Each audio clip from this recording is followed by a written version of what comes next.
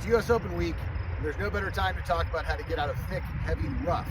Almost guaranteed by the end of the week, you're going to see the leader on either Saturday or Sunday have a seemingly gettable shot from maybe 160, 170 out, but out of thick, heavy rough, lay up. They'll hit it 50, 60, 70 yards, hit a wedge on the green, one or two putt, and go on to the next hole. Well, why do they do that, and when should you do that? The answer is, if you can't control the spin coming out of the rough and the carry distance, you should really consider, am I going to be able to leave this ball in a spot where I'm going to be able to either get it up and down or have an easy two-putt? So here we're at the 16th hole at Meridian Golf Club in Inglewood, Colorado, and I've hit a poor tee shot. I've pulled it off to the left. This is a birdie hole if you hit it in the fairway, especially with this front left pin. But there's some water here to my right. If I were to hit this badly, it's very easy to hit in the water. Easy to have it jump and go into that back left bunker, and then I've got a downhill downslope out of a firm bunker into the water. So what should I do here? Well, first and foremost, I'm going to switch to my face-on camera over here. So first and foremost, what we want to do is we want to club down. So I've got a 52-degree wedge, and I'm just going to basically hit this 60 yards. Okay, what I really want to focus on is I'm going to go down, forward with my chest, have a steeper angle of attack, and make sure I get my chest in front of that ball and get that low point way in front of the ball so there's no risk of it staying in the rough. And then I'm going to try to keep that club face open so that the rough doesn't grab the hosel and smother it here. So let's switch back down to my down the line camera and you can see me execute this shot.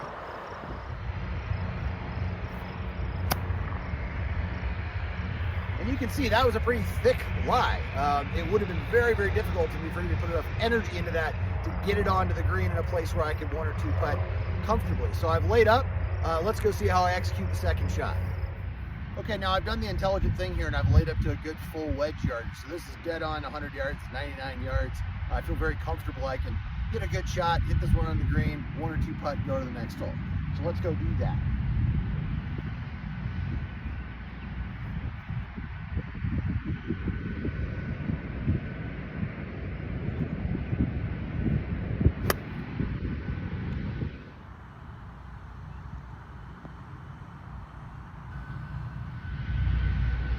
A little bit short, no big deal. It'd be just a little bit of an uphill putt from there, and we'll see how that goes. So as discussed back there, I hit a poor tee shot to a hole that if you hit a good tee shot, especially this pin location, you can think I'm gonna have a reasonable opportunity to make a birdie, but I didn't let that frustrate me.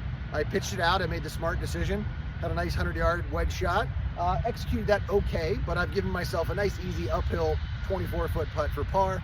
Only have about 4 feet of fringe to cover, so it's effectively a putt in terms of difficulty. And I'll either make or miss that, tap in, go to the next hole, and not compound my error. So if you hit a poor shot off the tee, get it back in play, give yourself an opportunity to make a bogey. Don't try to go for the hero shot and make birdie or par from a place where you shouldn't.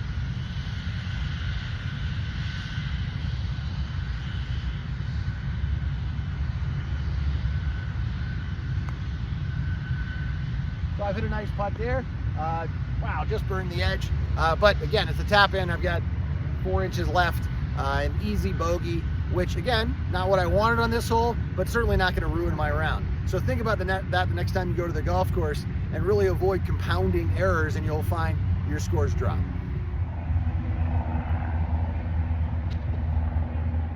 So just to review here, step 1, if you hit a poor tee shot, get out of trouble.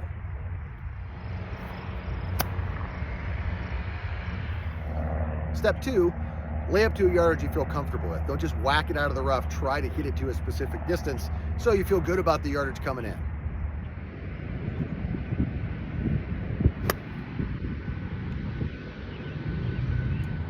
Step 3, you don't have to hit a perfect shot. Accept whatever shot you hit.